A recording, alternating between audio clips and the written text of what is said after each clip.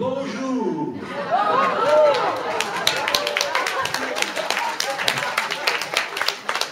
Bonne journée. On est là, tous les deux, le grand ambassadeur Elias Samba.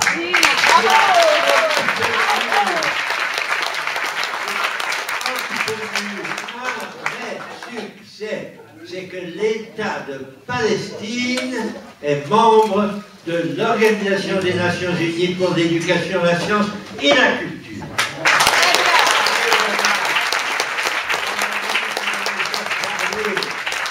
Je lui passe le micro. C'est la honte. Un monsieur de 94 ans qui arrive 5 minutes en avance, on n'a jamais vu ça avec les Stéphane, vous l'avez fait exprès pour que je sois gêné. Ouais, votre micro. Alors bonjour, Stéphane Essel.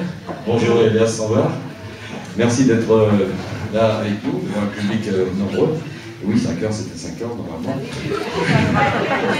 Mais ça, c'est pas grave, on va pouvoir passer un peu plus de temps ensemble. C'est la première fois qu'on nous fait ce coup-là. Même Jean d'Ormesson, il a pas osé. C'est dire. Lui, c'est un type sérieux. Moi, non.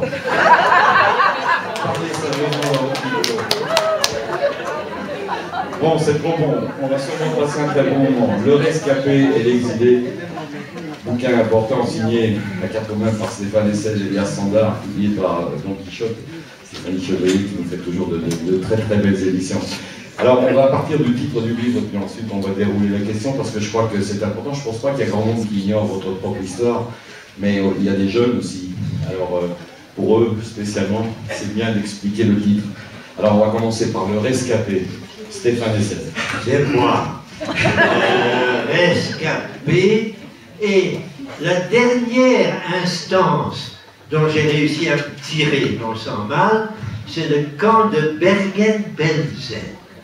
Ça a été le dernier des camps de concentration vers lequel les nazis ont fait refluer tous les déportés. Les uns venaient d'Auschwitz, les autres venaient de Buchenwald, les autres venaient de Dora. Moi, je venais de Dora. Et pour ne pas aller jusqu'à Bergen-Belsen, j'ai sauté d'un train. Non, le train n'était pas en marche, n'ayez aucune inquiétude pour moi, il était à l'arrêt.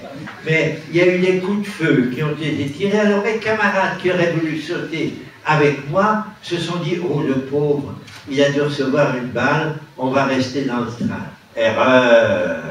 Moi, j'ai pu traverser à pied une partie de l'Allemagne et retrouver les Américains à Hanovre. C'est pour ça que je suis effectivement aujourd'hui un rescapé.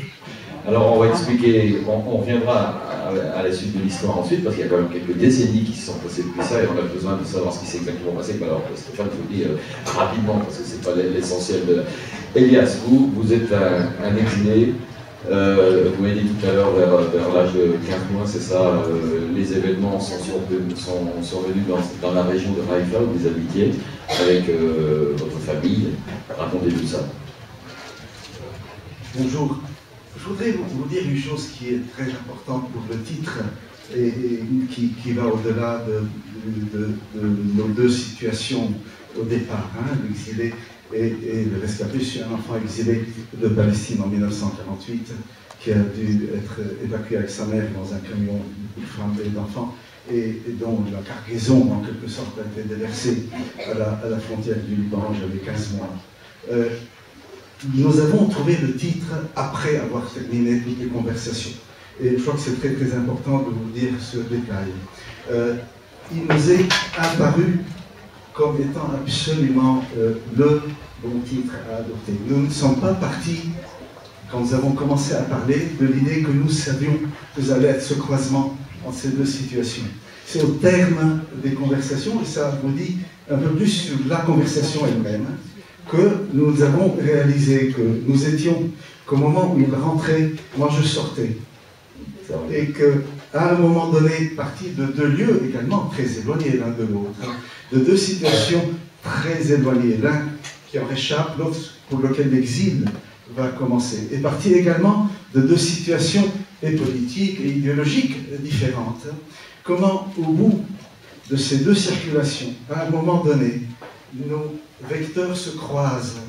Comment moi, parti de situation nationaliste, et il y a aucun reniement là-dessus, petit à petit, au fil de cette trajectoire, je me retrouve en réclamant le droit, et comment Stéphane, parti également d'une situation où il se disait enfin Israël est là, un lieu de refuge pour les persécutés, etc., arrive à un point où il se dit également le droit, quelque part, à partir de 1967, n'a plus été respecté. Et donc, c'est cela aussi, cette conversation. Ces deux mouvements, dans l'espace, dans le temps, qui à un moment se croisent et sur une même chose, qui est la question de l'éthique et du droit, et de l'égalité entre les deux principaux protagonistes de ce conflit interminable. Elias, puisque vous avez la parole, je vous la laisse. Racontez-nous en très peu de temps, très brièvement résumé, ce qui s'est passé depuis que vous vous-même et votre famille avez été déversés, comme vous le dites, justement au Liban. Les grandes étapes de votre vie, qu'on resitue bien pour les plus jeunes qui sont ici. C'est une enfance au Liban, une enfance très très étrange, parce que ça n'est pas. C'est un exil, mais pas en terre étrangère. Et ça, il faut le comprendre pour tous les Palestiniens. Nous avons été poussés, bousculés, comme une grande bousculade, vers un dehors, mais qui était également pour nous un dedans. Pourquoi? Parce que nous avons été exilés dans notre prolongement. Nous ne sommes pas allés en terre étrangère. Nous sommes arrivés dans des terres qui parlaient notre langue. Nous avions la même cuisine, nous avions la même histoire, nous avions les mêmes références littéraires classiques. Qui au nord étaient des terres qui étaient visibles de l'endroit où vous habitiez, parce que quand on est à Haïfa, on voit très nettement les côtes libanaises, c'est-à-dire on a l'impression de voir les toucher. Nous étions dans les pays arabes, notre prolongement. Mais c'était quand même un exil, en ce sens que nous n'étions pas à notre place. Nous n'étions pas en terre étrangère, mais nous n'étions plus à notre place. Et c'est pour ça que le terme de dépaysement me semble absolument fondamental. Nous sommes dépaysés, arrachés du pays pour être posés à côté. Donc j'ai grandi donc, à Beyrouth, d'autres ont grandi au Caire, d'autres en Jordanie, d'autres à Damas. C'est une société qui a été explosée littéralement, mais qui est restée absolument obsédée par l'idée de revenir. Pourquoi? Parce que contrairement à ce qui va se passer en 1967, qui est une occupation, et les Palestiniens qui sont en Cisjordanie ou à Gaza restent là où ils sont, ils ne bougent pas, et ils ont un droit militaire, ils ont une réglementation. Nous, nous avons vécu une noyade. Nous avons disparu en 1948. Nous avons été repoussés vers une absence, et il s'est passé la chose la plus dure, on nous a supprimé notre nom. On a dit Palestine, Palestinienne n'existe pas, ça n'a jamais existé. Et vous savez, quand vous n'avez plus de nom, c'est une chose terrifiante. Parce que la terre entière, quand on vous dit qui êtes-vous, d'où venez-vous, vous dites, on vous dit mais de quoi vous parlez? Nous savions qui nous étions. Nos frères arabes qui nous avaient appris, ils savaient qui nous étions. Mais il y a une négation d'existence. À cette négation d'existence a répondu immédiatement de la part de ceux qui avaient quitté une terre noyée, recouverte par autre chose. Donc on avait également effacé tous les noms. Et né également un déni d'existence de ceux qui nous avaient remplacés. Et ce conflit au départ est celui d'un double déni d'existence. Les Israéliens nous disaient vous n'existez pas, et nous le disions puisque c'est comme ça vous n'existerez plus. Et tout le conflit a abouti quand même, c'est cela qui a été le grand moment dans ce processus de paix qui est aujourd'hui dans un état lamentable, mais n'empêche qu'à un moment donné, ce qui s'est refait au début des années 90, c'est la fin du déni d'existence mutuelle. Les Israéliens ont dit les Palestiniens existent, et nous avons dit nous pouvons vivre en voisins. Donc c'est cela, c'est la grande évolution qui s'est faite. Pour ma part, j'ai grandi au Liban, j'ai vécu très très dur comme toute ma génération de la défaite de 67. J'ai rejoint les rangs de la résistance palestinienne, j'avais 20 ans.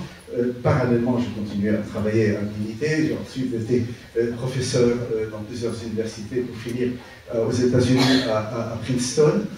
J'ai, avec plusieurs amis, grâce à un accueil formidable d'un homme admirable qui hélas nous a quittés, qui était Jérôme Lindon, le patron des éditions de nuit. J'ai été accueilli par Jérôme Lindon et nous avons pendant 25 ans fondé et publié une très belle revue qui était la revue d'études palestiniennes, certains parmi vous peut-être l'ont connue.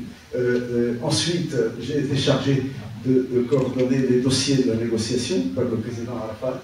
Je l'ai fait, j'ai participé aux négociations à Madrid, ensuite Washington. Ensuite, j'ai été nommé chef de la délégation palestinienne. Et là, vous voyez, mon camion revenait, mon camion de 48. J'ai été le chef de la délégation pour la négociation des droits des réfugiés, c'est-à-dire ma propre histoire. Et cela a duré jusqu'en 1997, au terme de quoi la négociation est repartie vers la Palestine, avec cette fois des fonctionnaires. Nous avons négocié au départ, pendant 7 à 8 ans, nous venions tous de la société civile. Il n'y avait pas de fonctionnaires palestiniens. Il y avait des médecins, des architectes, et c'était assez extraordinaire comme expérience, parce que nous n'étions pas professionnels de la négociation, et nous avons quelque part, sans le vouloir, complètement modifié le jeu. Nous avons négocié selon ce que nous pensions qu'il fallait faire, et ça a un peu perturbé. Bref, ça, je ferme la parenthèse. Au terme de quoi j'ai continué, bien sûr, la revue et tout cela. Et donc, il y a 7 ans maintenant, le président m'a appelé en disant est-ce que, voilà, il nous faut un représentant à l'UNESCO, c'est un poste culturel, il faut que tu y sois. J'avoue que j'ai beaucoup hésité, parce que depuis mon engagement en 1967, j'ai jamais été fonctionnaire de quoi que ce soit. J'ai toujours milité et en même temps décidé de vivre de mon travail. Je n'ai jamais été salarié de quoi que ce soit. Et là, c'est Mahmoud Darwish, mon grand ami, qui m'a...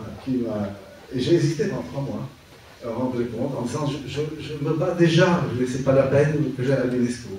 Et puis Mahmoud m'a dit ah non, il faut qu'il y ait quelqu'un qui a quelconque lien avec la culture. Bon, c'est le culturel, donc tu vas y aller. Je lui dis si c'est toi qui le demande. Et voilà, et donc je suis à l'UNESCO depuis maintenant, c'est la 7e année. Ambassadeur de la Palestine. Ambassadeur, et nous avons réussi il y a 2 mois une chose énorme, qui est l'admission de la Palestine en tant que pays Palestine, comme pays membre de l'UNESCO. Ça a été une belle bataille. Avec l'appui de la France. Très très dur. La France a voté oui. Jusqu'à la dernière minute, nous avons hésité à savoir comment le vote allait se faire.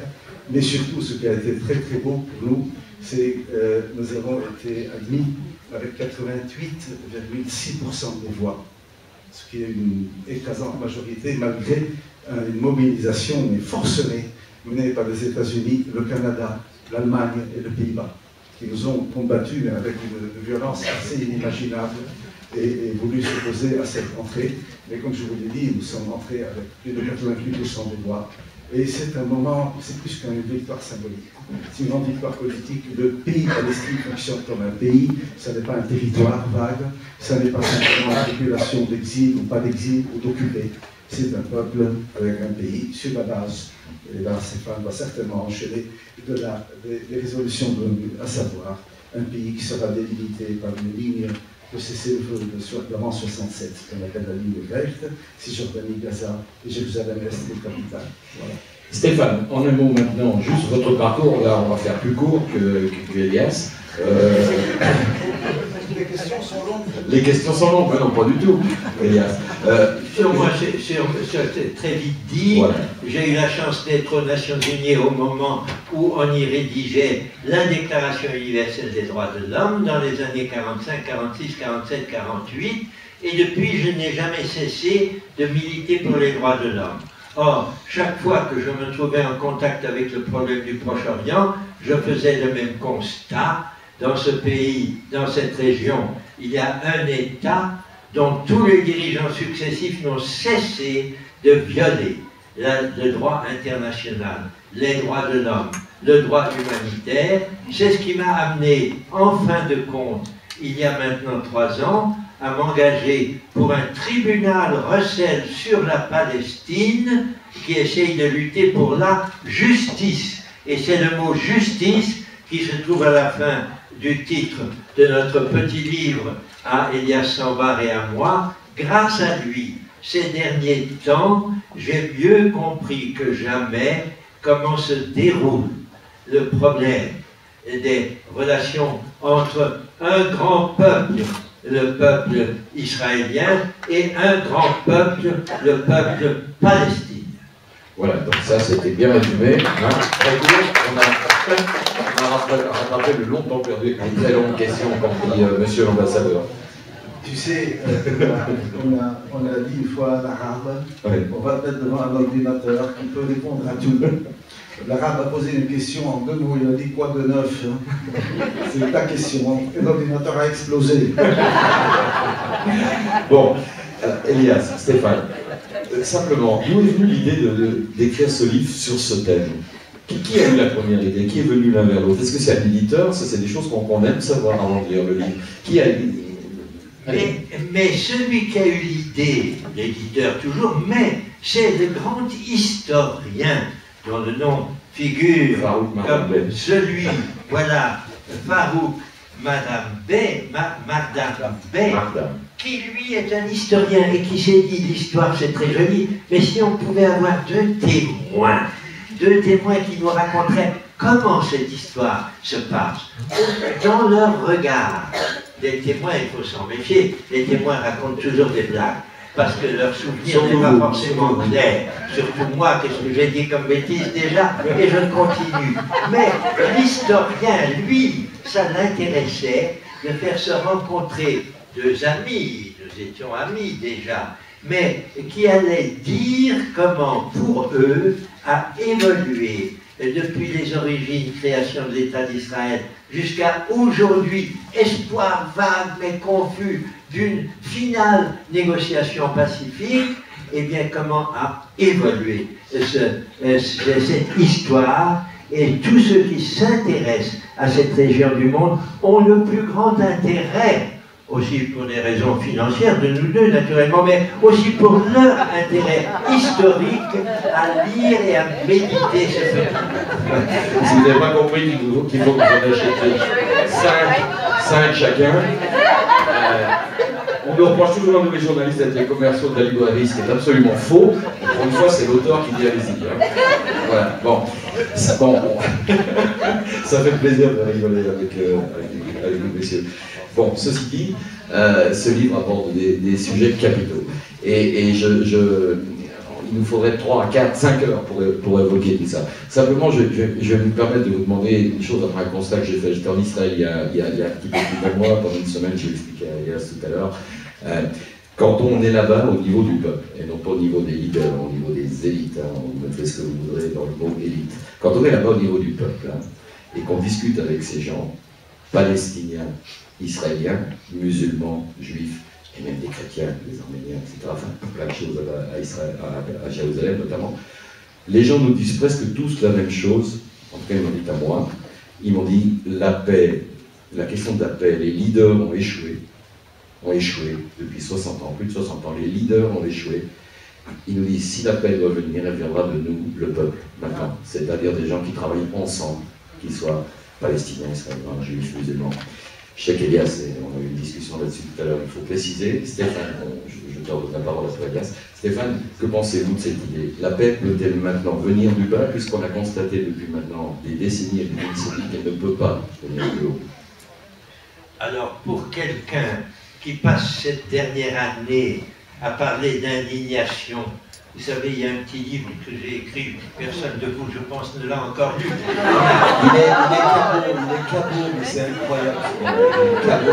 Pour moi, l'idée que le peuple israélien pourrait enfin comprendre que ses dirigeants l'ont mené dans une impasse, que sa véritable sécurité dépend d'une alliance étroite entre un État palestinien créé à ses côtés et un État israélien amical à l'égard de cet État palestinien et vice-versa, ceux qui n'ont pas compris cela, il faudrait que les Israéliens, les jeunes surtout, qui ont envie d'avoir un avenir, s'indignent et forcent leurs dirigeants à ouvrir enfin les yeux. C'est évidemment ce que j'espère de tout cœur, et j'espère que ça arrivera avant que je ne disparaisse. Merci. Elias, Elias, sur ce point, dis-nous ton avis intime. La paix peut-elle venir du bas? Va-t-elle à coup sûr venir du bas? Alors que depuis 60 ans, là-dedans, elle vient du haut. Ce que tu dis est l'expression d'un désir populaire général, un désir de paix.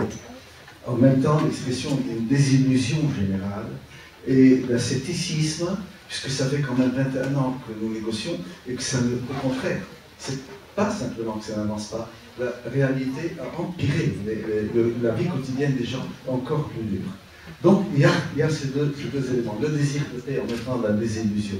Maintenant, le problème, c'est une vraie question, c'est comment on passe d'un sentiment à une force concrète, active, matérielle, qui transforme les choses. On peut dire par exemple des élections. On peut dire que Netanyahou qui se représenterait ne serait pas ville, par exemple.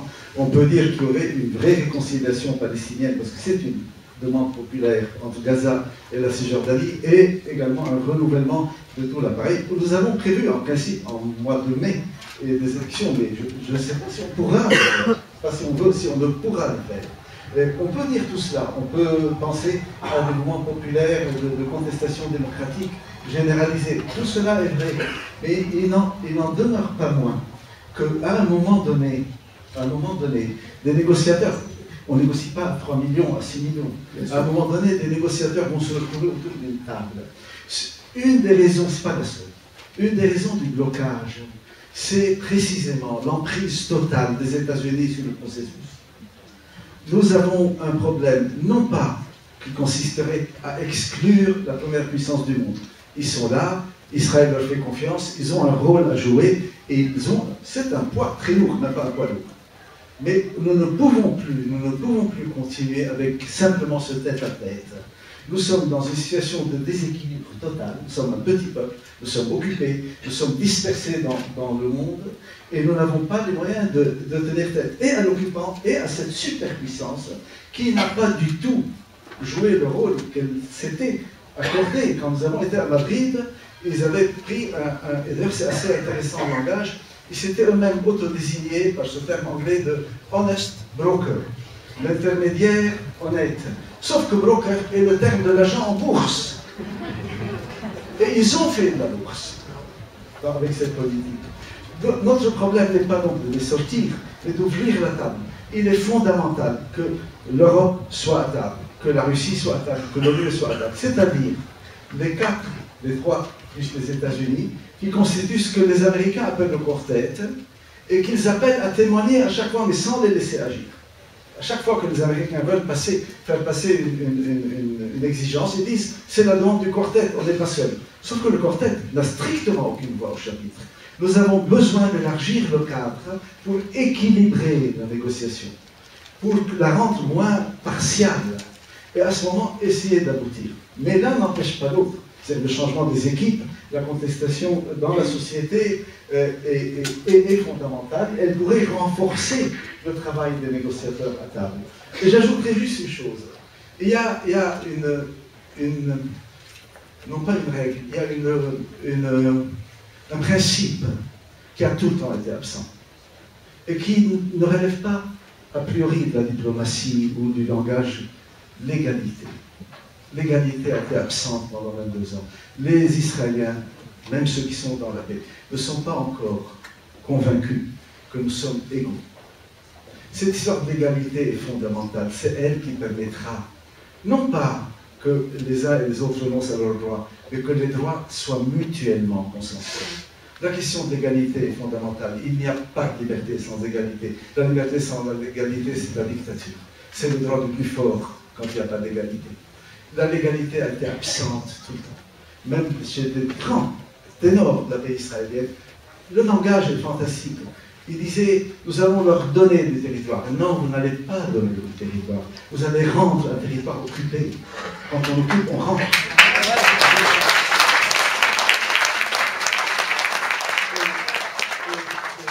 nous avons dit, en échange, nous allons donner la reconnaissance pour essayer d'aboutir à un voisinage réel, équilibré, dans le respect mutuel, encore une fois, l'égalité. Personne, nous sommes supérieurs à personne, mais que personne ne s'imagine que nous sommes inférieurs à qui que ce soit. Nous sommes exactement comme n'importe quel être humain et nous exigeons d'avoir les mêmes droits et les mêmes devoirs que n'importe quel autre humain. C'est cela qui a manqué pendant la négociation.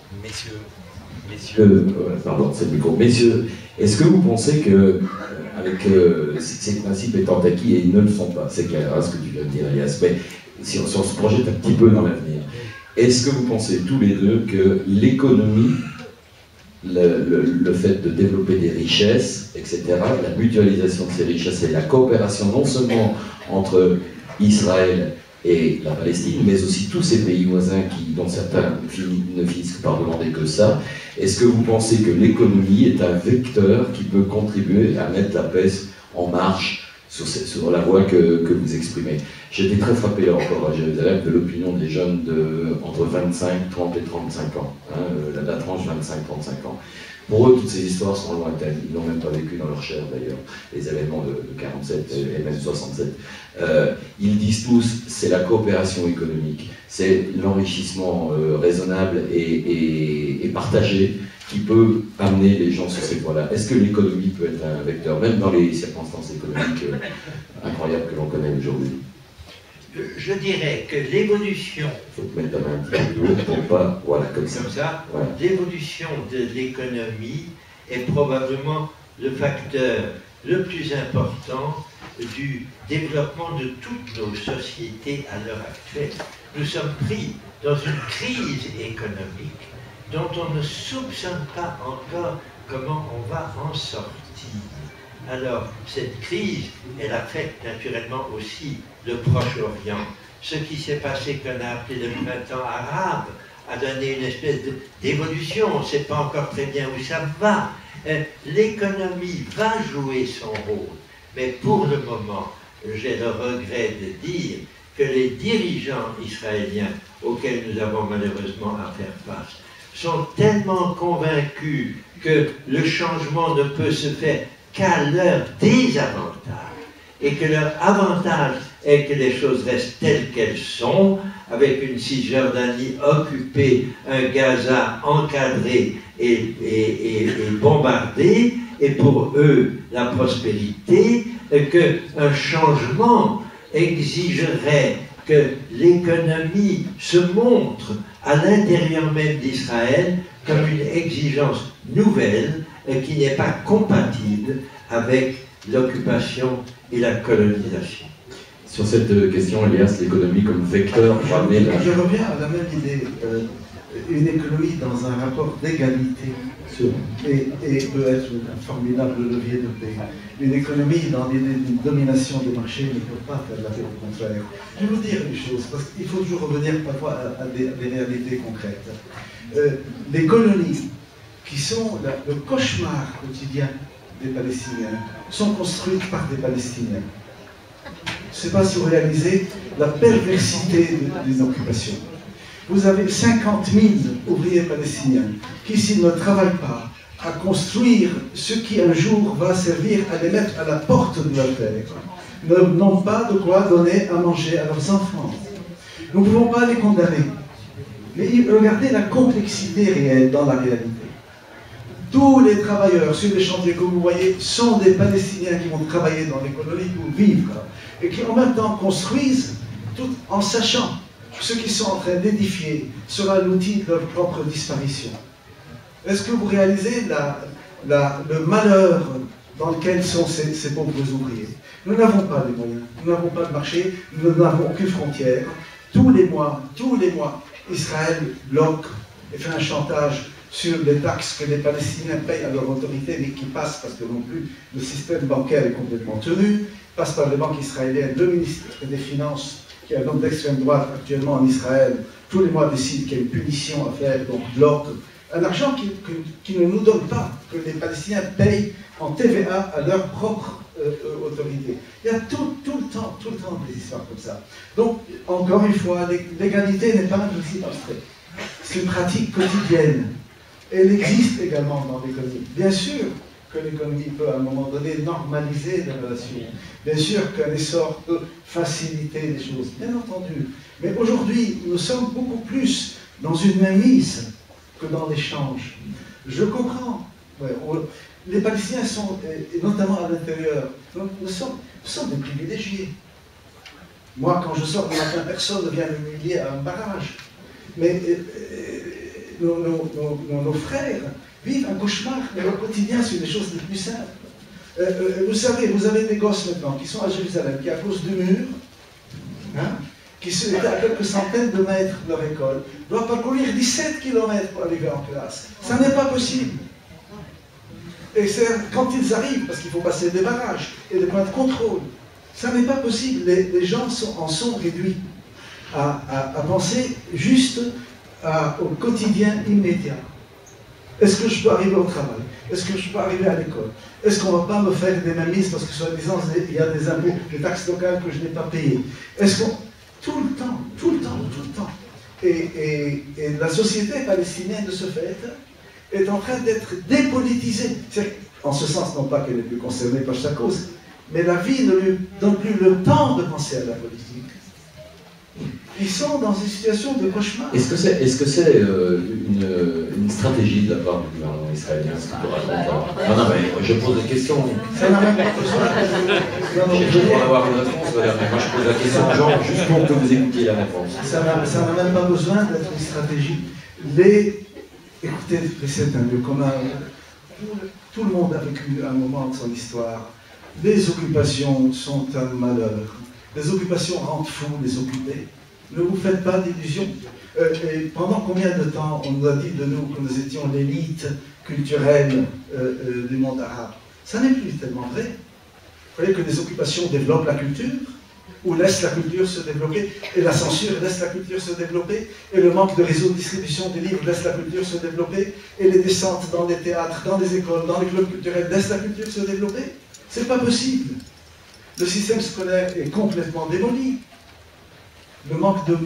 À Gaza, nous avions, et ça c'était aussi, tout est dans des paradoxes, mais nous avions du fait de l'exil en 1948, de la création de cette agence de l'ONU qui s'appelle l'UNRWA, nous sommes retrouvés paradoxalement dans notre tragédie, être la société arabe qui était scolarisée à 100% et avec instruction gratuite. L'ONU a fait des écoles dans les camps de réfugiés pour tous les enfants. Alors, dans ces situations très contradictoires, d'exil, de malheur, sans papier, rien, tout d'un coup, nous avons une génération totalement alphabétisée, scolarisée, et qui a commencé à sortir des camps, à aller dans toutes les universités. Voilà une situation de paradoxe. Et vous savez que depuis la guerre civile au Liban, il n'y a plus de budget pour l'instruction à deux voix. Nos écoles, les générations depuis 82, et la guerre civile a commencé en 1974 au Liban, c'est pas hier. Donc des années et des années, nous n'avons plus. Sur le papier, l'UNRWA scolarise, mais c'est fini. Maintenant, il y a tellement d'enfants qui veulent apprendre, si peu d'argent pour qu'ils puissent apprendre sans compter les bombardements, les jours où la situation ne permet pas, que la journée est divisée en trois journées d'école. Et quand le gosse avait 5-6 heures d'instruction, aujourd'hui il en a 2. Et il y a des roulements, et des classes qui se vident. Bref, je peux passer des heures à vous donner des exemples, mais pour vous dire, les occupations sont malsaines pour les occupés, et bien qu'ils ne s'en rendent pas toujours compte, pour les occupants. Les occupants sont prisonniers aussi de l'occupation. Ils sont emmurés derrière le mur. Ce n'est pas simplement qu'ils nous enferment, eux aussi se sont emmurés. Parlons-en du mur, justement. C'est une des questions. Parlons-en du mur, justement. Ce mur n'est-il pas juste une illusion, quelque part? Il existe, bien entendu, et tragiquement pour ceux qui l'ont au pied de leur fenêtre, c'est clair. Mais quand on est là-bas, on s'aperçoit que c'est pas très difficile quand on est en territoire palestinien, pardon pour l'expression, et si un terroriste éventuel voulait venir du côté ouest de Jérusalem placer une bombe, il y a des tas de routes où il n'y a pas de checkpoint, il suffit de faire des kilomètres, bien sûr, on y arrive. Donc ce mur n'est pas une garantie totale de sécurité, ça ne serait pas de nouveau un symbole qui serait là, Stéphane, et qui serait là pour de bonnes raisons ou de mauvaises raisons. C'est les deux. C'est à la fois présenté par les Israéliens comme la seule chose qui va leur permettre d'être à l'abri des attentats, etc. Ceci, comme vous venez de le dire, n'est pas exact, car en effet le mur est franchissable quand on veut se donner la peine et quand on risque un peu sa vie. Non, Le mur a un tout autre objectif. Il est de priver toute une partie des Palestiniens de leur terre.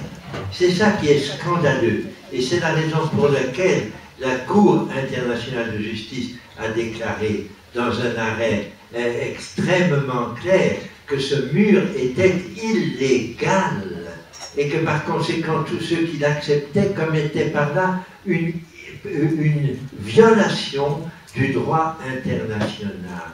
Vous avez devant vous quelqu'un pour lequel le droit international est la chose la plus importante, car c'est lui et lui seul qui nous permet peu à peu de vivre avec le respect de nos droits de citoyennes et de citoyens.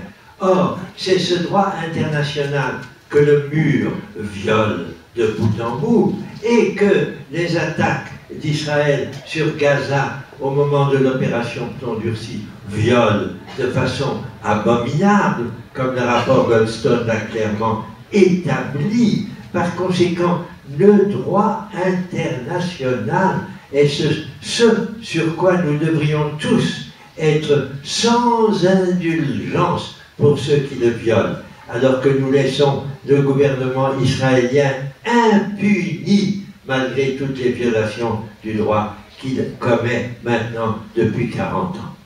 Stéphane, je vais également vous poser une question à ce stade de la chose. Je vous pose tout de suite une question parce que quand on anime ce genre de débat, surtout quand on est une agence de presse, on reçoit les mails avant, hein, c'est clair, c'est annoncé. Hein. On en a parlé tout à l'heure ensemble dans la rue. Là. On reçoit des mails. Et encore une fois, j'ai eu des tonnes et des tonnes, enfin plusieurs dizaines hein, de mails dans la dernière semaine qui attirent mon attention sur un point particulier. Stéphane Hessel est un antisioniste, c'est un antisémite. J'ai eu non, mais je mets des guillemets, hein, c'est pas moi qui parle, hein. Je mets des guillemets, je vous relis ce que j'ai lu, parce que tout simplement, il ose œuvrer en faveur du boycott des produits israéliens. Et j'aimerais qu'une bonne fois pour toutes, Stéphane, parce que c'est la deuxième fois qu'on vous reçoit à Strasbourg en quelques mois, que vous nous disiez, pas trop longtemps, mais en quelques mots bien sentis, quelle est votre position exacte sur ce qu'on vous reproche le plus, le boycott auquel vous appelleriez des produits israéliens. Précisez-nous ça une bonne fois pour toutes. C'est important les mots, comme disait Elias. Alors c'est naturellement faux, et tout simplement faux. Je n'ai jamais appelé au boycott des produits israéliens. Là où je suis solidaire de toutes les associations qui militent pour plus de justice pour les Palestiniens, c'est que les produits qui sont fabriqués dans les colonies, dans ces colonies qui sont illégales aux yeux du droit international, ces produits-là, il est essentiel qu'ils soient boycottés. Et ils ne peuvent l'être que si on se rend compte que parmi les produits israéliens que l'on met sur le marché, il y en a un nombre considérable qui proviennent des colonies illégales. Alors je suis entièrement solidaire de ceux qui proclament ce boycott-là, le boycott des produits des colonies, parce qu'il fait partie de ce qui est pour moi le plus inacceptable, et je rejoins ici Elias Samba sur la notion d'égalité, c'est que le traitement appliqué par des instances israéliennes à l'égard de tout ce qui est palestinien est un traitement de irrespect, de manque d'acceptation de l'autre, et ça, c'est au nom de l'éthique internationale, totalement condamné. Voilà, au moins là, c'était précisé, déclaré en public, ce qui fera du vide dans ma boîte mail, c'est parfait. Mais tu sais, ça ne va pas arrêter les mails, tu vas continuer à recevoir avec exactement le même contenu, malheureusement, mais c'est comme ça, on a déjà expérimenté la chose. Ce qu'il faut maintenant, nous sommes en train de dire à quel point il y a des choses qui ne vont pas. Il faut quand même dire aussi une chose par rapport à la paix, par rapport à ce qui pourrait aider la paix à venir. Il faut fondamentalement, puisqu'on a parlé du désir des opinions, et pas simplement des responsables, il faut à tout prix commencer à travailler activement, à convaincre, à expliquer, à persuader les Israéliens que leur seule sécurité, c'est la réconciliation avec nous. Que tout le reste est une marche vers l'abîme, que l'ivresse de la force est une chose extrêmement dangereuse, qu'à un moment donné, la suprématie militaire ne sera pas, et qu'à un moment donné, on peut tous se retrouver entraînés vers le gouffre. Je dis tous, parce que ce pays, cette région est très petite. Toutes les communautés sont enchevêtrées. Et s'il y a le moindre désastre, il n'y aura pas d'éléments qui en réchapperont. Tout le monde va couler si ça continue. Donc il y a, au sens le plus fort du terme, un intérêt vital, c'est-à-dire de vivre commun. Il y a un intérêt vital. Comment arriver? C'est la grande question. Nous l'avons tout le temps retrouvé devant nous, dans les négociations, partout. Moi j'ai commencé dans les années 80 déjà, en Europe, à être dans les contacts qui étaient extrêmement discrets à l'époque, bien avant la négociation, à commencer les premiers contacts avec des pacifistes israéliens, notamment donc, aux Pays-Bas. À l'époque, les Pays-Bas ont organisé beaucoup de choses discrètes, des rencontres discrètes, de Abaïdan, vraiment tout le monde est passé. Comment? Et il y a tout le temps ce nœud de la peur.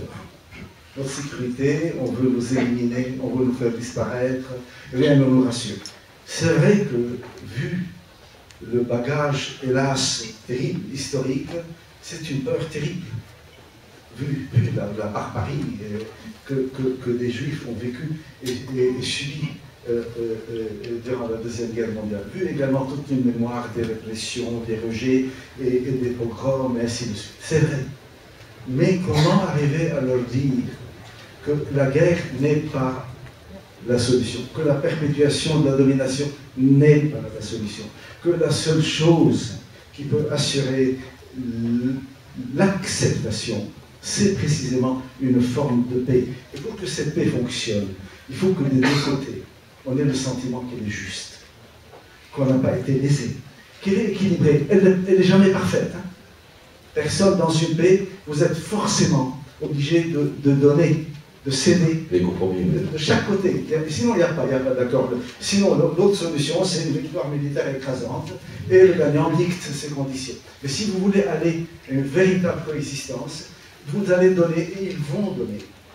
Comment expliquer, comment arriver à cela? C'est vraiment la grande question. Elle dépasse la diplomatie, elle est existentielle. Cette peur n'est pas une donnée politique, diplomatique. Elle est au fin fond.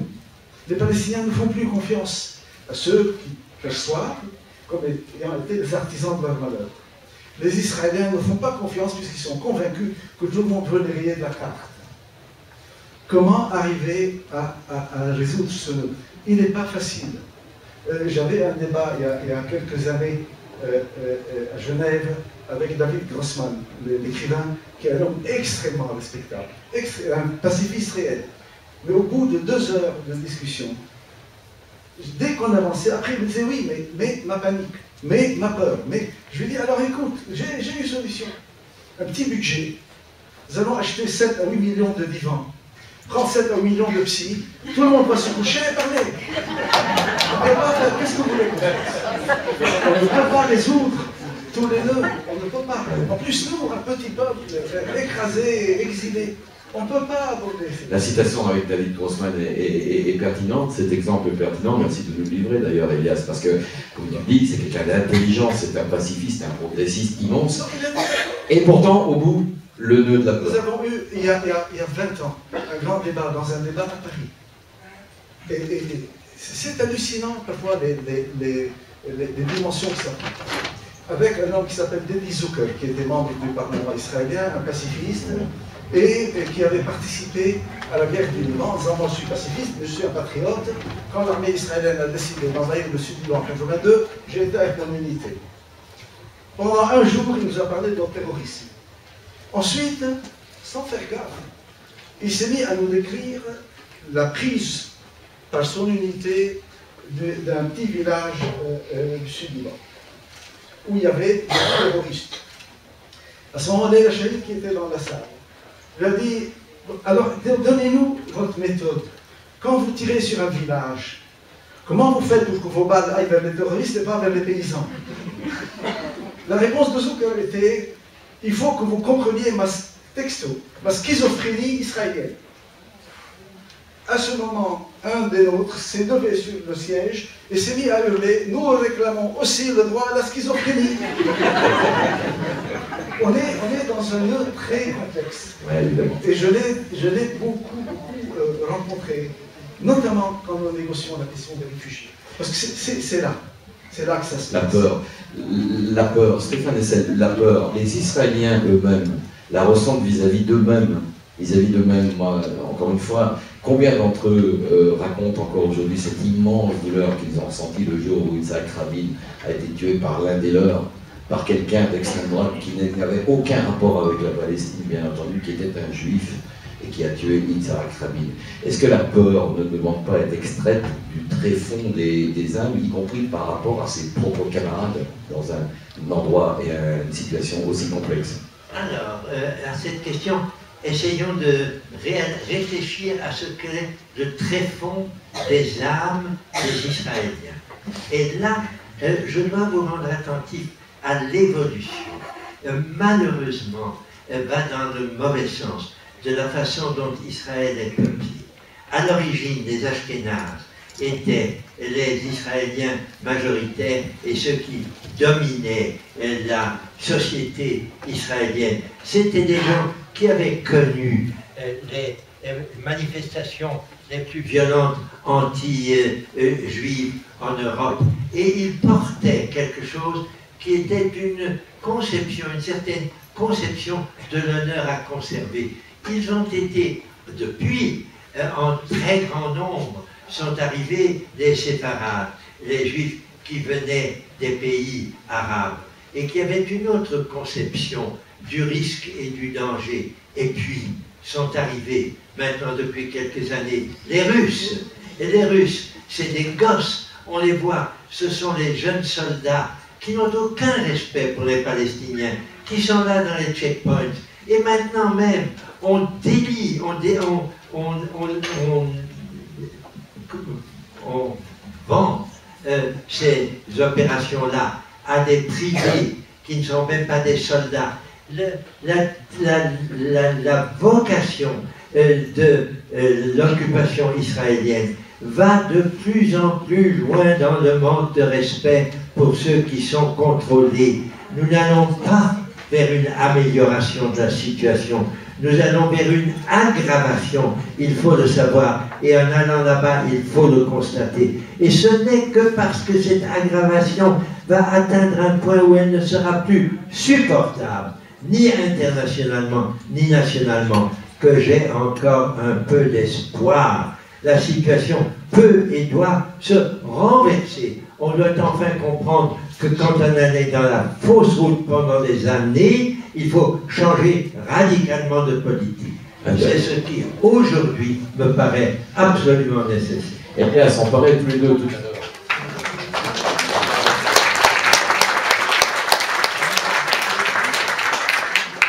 On parlait tous les deux tout à l'heure de cette prophétie que j'arrivais plus à remettre en tête, c'est Elisa, que je ne sais plus quel prophète, racontée par Marek Alter lors de sa réunion en public, mais il me disait qu'il y avait une prophétie, peut-être d'ailleurs que Stéphane pourra avec son érudition nous dire quel est le prophète exact, qui disait si la paix n'est pas encore là, c'est parce que tous ces gens, quels qu'ils soient, ne sont pas encore au fond du puits. Parce que la prophétie disait, c'est vraiment quand on est au fond du puits, quand on ne peut plus creuser, hein, on est vraiment au fond, qu'on regarde en haut et qu'on voit le chemin de la lumière. C'est évidemment une prophétie. Tu n'y crois pas du tout, Elias, mais c'est un petit peu ce que vient de dire Stéphane quand même. C'est-à-dire, il dit, à force, on va bien y arriver. C'est pas un acte de foi ou pas. J'ai la conviction que les puits n'ont pas de fond. Et que chaque fois qu'on arrive à un fond, il y en a un qui est plus profond.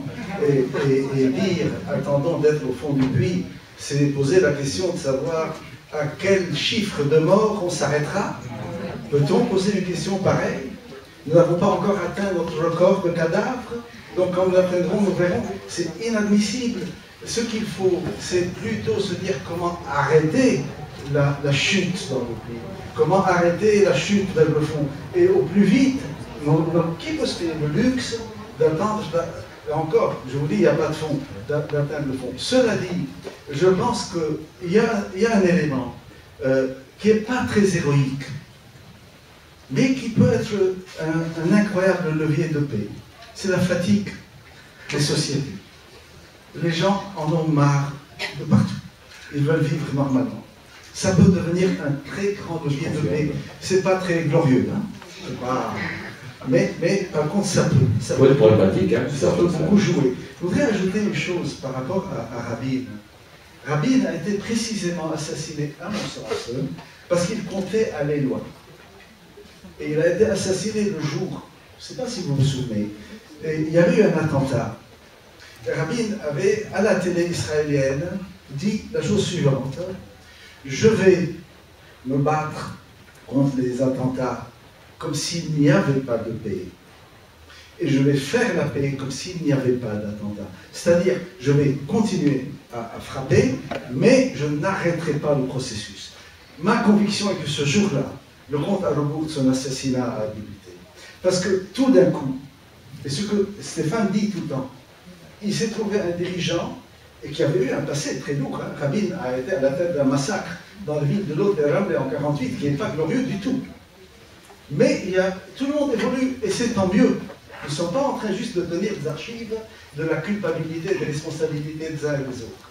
Nous avons négocié avec des gens qui nous emprisonnaient, qui étaient à table devant nous tout d'un coup. Et c'est comme ça que ça se passe. Mais, à un moment donné, il y a cru, et il a dit c'est possible. Et c'est à ce moment que ceux qui précisément ne veulent pas que ça avance ont déclenché le compte à rebours. Rabin est vraiment mort parce qu'il allait aller loin. Et nous savons aujourd'hui, par beaucoup de recoupements, beaucoup de témoignages également, que Rabin était le plus sceptique au départ par rapport à Arafat. Et si vous vous souvenez de la scène de la poignée de main sur la pelouse de la Maison Blanche, où il a hésité même à lui serrer la main. Mais est-ce que vous savez, parce que nous avons eu des gens qui ont un peu interprété le mouvement des lèvres, est-ce que vous savez ce qu'il a dit à Pérez en hébreu? Il a dit, le voilà, ton ami, serre-lui la main, toi, si tu veux. Non, c'est dire à quel point c'est parti de loin. Et à un moment donné, il s'est dit, je peux. Arafat n'est pas en train de bluffer. Il veut faire la paix. Donc on va avancer. Et là... Son arrêt de mort était signé. On va passer à vos questions, parce que je suppose qu'il y en a. Le problème des réfugiés, vous l'avez évoqué très rapidement. Quel est son poids par rapport aux nombreuses difficultés? C'est le premier point. Le deuxième point, quel est le pourcentage des réfugiés dans l'ensemble du peuple palestinien?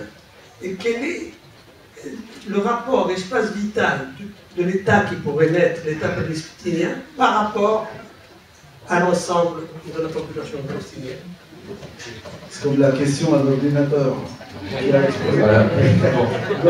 Ça, il faudra me faire le plaisir de me demander de venir, on en parlera en détail, je vais vous dire très très vite. Ouais. Aujourd'hui, 60% des 11 700 000 Palestiniens sont dans des exils, c'est-à-dire soit dans des camps, soit en dehors du territoire palestinien. 20% sont citoyens d'Israël. Le reste est dans les territoires de Gaza, Cisjordanie et Jérusalem-Est. Mais 60% sont dehors. Pour la question des réfugiés, elle a un aspect démographique. Où et combien? Mais elle est fondamentalement une question intime, une question existentielle. C'est ainsi que les Israéliens la vivent. Je vous le dis très rapidement, parce que vous voyez, il faut beaucoup en parler. Les Israéliens pensent que s'ils reconnaissent qu'il y a eu une injustice en 1948, c'est une façon pour eux d'annoncer qu'ils sont illégitimes et qu'ils n'ont pas le droit d'être là où ils sont. Donc la reconnaissance du tort de 1948 mettrait en cause et en danger leur propre existence aujourd'hui. Donc c'est une question qui, soi-disant, parle du passé, mais qui pour les Israéliens a une valeur d'avenir. Elle est existentielle, c'est pas une question d'histoire. Donc voilà une façon de vous dire à quel point elle est délicate et explosive. La troisième chose qu'il faut que vous sachiez, quelle est la position que nous avons présentée aux négociations? Mais on pourra en parler longuement une autre fois. Notre position est la suivante. Il y a un ordre de séquence. On ne peut pas ne pas le suivre si on veut résoudre. Il y a la reconnaissance du droit et ensuite l'application du droit. Jusqu'à présent, toutes les questions ne parlent que de l'application. Combien, où est-ce qu'ils veulent aller, est-ce qu'ils vont revenir, est-ce qu'ils vont nous noyer, ainsi de suite. Nous disons, et voilà la position officielle, Nous voulons, le droit ne peut être que reconnu. On ne peut pas dire qu'il y a 20% de droit ou 30% de droit. Il n'y a pas de discussion. Un droit, ou on l'a ou on ne l'a pas. Le droit est reconnu. S'il est reconnu, son application devient relative. Mais pour que les Palestiniens acceptent d'entrer dans la relativité de l'application, il faut qu'auparavant on leur dise oui, on a commis un malheur à votre égard. Oui, vous avez le droit, comme n'importe quel être humain, d'être chez vous. C'est le droit. À ce moment, on peut leur dire, voilà, le droit tu l'as, mais tu ne peux pas tout appliquer dans un droit. On ne peut jamais appliquer un droit à 100%.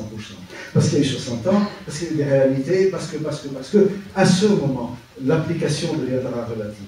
On en revient à l'exigence de justice, qui fournit le titre du livre. Fondamentalement.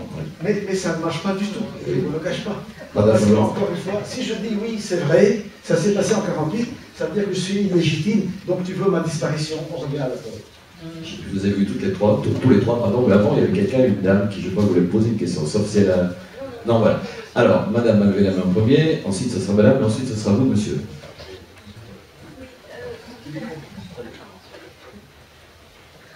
Merci à vous d'être venu ici à nouveau. Nous avons toujours grand plaisir à vous recevoir à Strasbourg. Oui, je voulais vous revenir sur la question du boycott.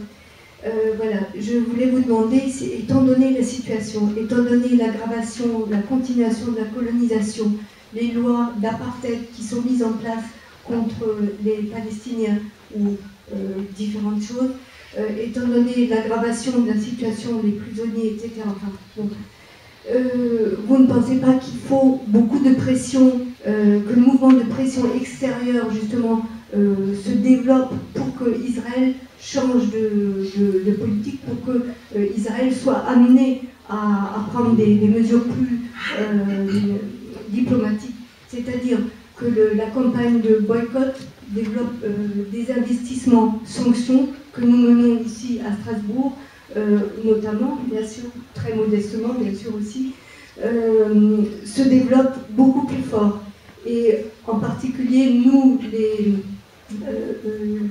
les consommateurs qui achetons des produits, nous appelons à ne pas acheter les produits des colonies et les produits israéliens parce que les produits des colonies sont souvent tout à fait noyés dans les produits israéliens. On ne peut pas distinguer produits des colonies et produits israéliens.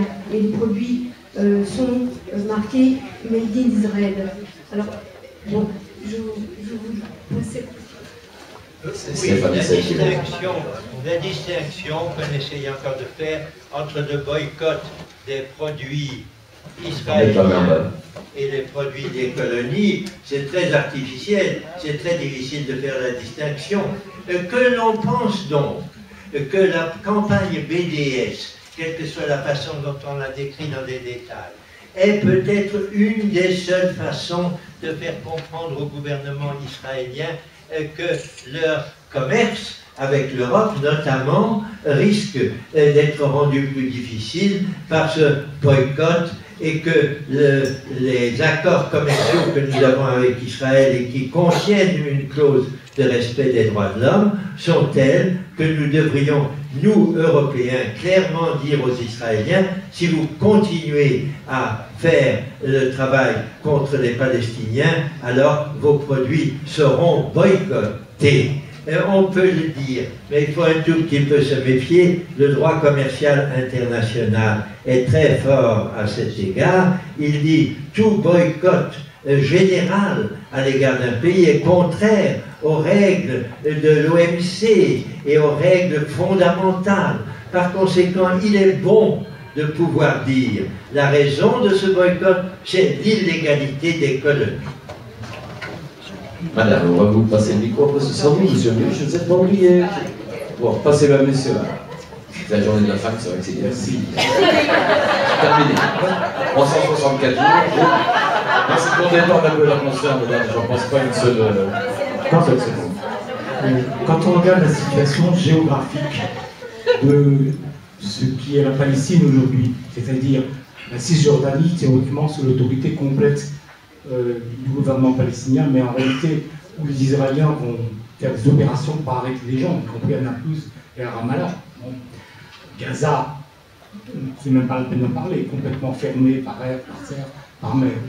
Jérusalem-Est, il faut en dire un mot. Il y a actuellement la poursuite de la politique d'épuration ethnique qui a été faite en 1948.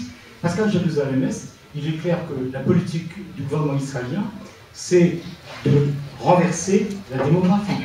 Donc, des maisons palestiniennes sont démolies et on y installe des colons, des juifs qui viennent parfois des États-Unis, qui n'ont rien à voir avec la région. Alors, je me pose parfois des questions sur les solutions. Alors, je sais bien que l'autorité palestinienne, elle lutte, et c'est normal, pour deux États côte à côte, donc la Palestine sur Cisjordanie, Gaza, Jérusalem-Est comme capitale, ça va être difficile. Est-ce qu'en réalité, les Israéliens ne sont pas en train de creuser leur tombe à mesure qu'ils colonisent de plus en plus, et au fond, ils vont eux-mêmes faire que le problème va se poser, non pas d'une Palestine peut-être pas très viable, plus sa dispersion, etc., et le contrôle israélien, mais d'un État unique, alors israélo-palestinien ou palestino-israélien, avec la revendication capitale de l'égalité des droits de tous ses citoyens. J'insiste encore, je voudrais juste poser dans votre question, monsieur, que du côté de Jérusalem-Est, il y a des Israéliens eux-mêmes qui vont manifester contre ces... Il ne faut pas dire les Israéliens globalement, il y a beaucoup d'Israéliens qui vont là-bas, j'en connais, vous les connaissez aussi. Madame, ce sera à vous la dernière question. Elias. C'est un scénario idéaliste, je vais vous dire pourquoi. Beaucoup de Palestiniens aujourd'hui, devant l'impasse, et un peu par désespérance, se disent, bon, les colonies sont en train de s'étendre, la terre est en train d'être retirée de sous nos pieds. Très bien, ils veulent prendre tout l'espace, qu'ils le prennent. Ils vont avoir en prime 3 à 4 millions de Palestiniens qui sont là. Nous allons être là, ils vont avoir le pouvoir, prenez le pouvoir, nous payons des impôts, et ainsi de suite. Et un jour, nous allons vous demander d'avoir des droits civiques. C'est le scénario. Nous allons voter, si vous voulez, et bien entendu, la démographie est là, bientôt, nous serons même une majorité, et ainsi de suite. C'est complètement idéaliste. Parce que cela se repose sur le fait que les colons, qui sont fondamentalement des gens qui veulent une terre vidée de son peuple, sont en train, sans s'en rendre compte, que c'est vrai qu'ils piquent un hectare par-ci et une surface par-là, mais que finalement ils ne se rendent pas compte qu'il y a des gens. Le seul scénario, ce n'est pas le fait que l'autorité n'est pas à la hauteur, le seul scénario jouable, réaliste et essentiel, est celui des deux États. Pas parce que c'est un scénario idéal, mais parce que l'alternative, c'est un autre 48. Ne vous faites pas d'illusions. Ceux qui sont en train de prendre, de manger tout, pourquoi voulez-vous qu'ils s'encombrent d'une population qui bientôt leur dira je veux mes droits et nous sommes plus nombreux que vous? Ça ne tient pas une seconde. Ils sont absolument conscients. Nous sommes, la présence démographique est le réel cauchemar. Ils veulent en finir avec les gens, ils veulent les pousser de l'autre côté du Jourdain. Pourquoi aujourd'hui, depuis 2 mois, tout d'un coup, la thèse que la Palestine est en Jordanie a refleuri? Ce n'est pas simplement des campagnes de presse.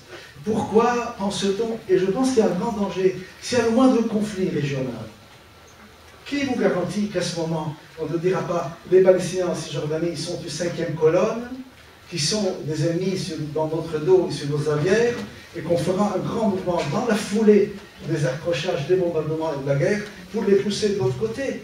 D'ailleurs, on commence beaucoup à vider. Les conditions quotidiennes sont telles que beaucoup de Palestiniens, maintenant, s'ils veulent vivre, doivent partir. Il y a déjà des 30 secondes, Elias, sur votre terme. Je suis désolé, madame, on n'a pas le temps pour votre question. Voilà, une question très très courte et une réponse très très courte. Alors. Oui, bonsoir, monsieur. Écoutez, moi, je suis un peu hors sujet sans que je le sois. Moi, je vais parler de la Syrie. Qu'est-ce que vous en pensez de la situation? J'ai entendu parler il y a une dizaine de jours qu'Israël a fait pression sur les États-Unis pour qu'elle laisse cette situation parce que ça les arrange que Assad soit là et que la région s'enflamme. Est-ce vrai cela? Qu'est-ce que vous en pensez, monsieur? Vous qui avez vraiment, vous avez une expérience immense. Tous les dangers existent. J'ai déjà dit que la situation était pire aujourd'hui qu'elle ne l'a jamais été. L'hypothèse où on déclencherait contre l'Iran une action militaire, que Israël pousserait les Américains à intervenir, que les Américains accepteraient, tout cela, ce sont des dangers qu'il ne faut pas sous-estimer, mais il faut rester confiant que des améliorations sont aujourd'hui possibles. Il est possible que le gouvernement de Netanyahou soit balayé à un moment prochain. Il est possible que Obama soit réélu en novembre. Il est possible que des visionnaires israéliens voient l'injustice contre laquelle ils peuvent se battre et que les Américains voient la nécessité d'un rééquilibrage mondial. Ne parions pas là-dessus, parce qu'un pari, ça peut être perdu. Mais luttons pour que cela advienne. Merci.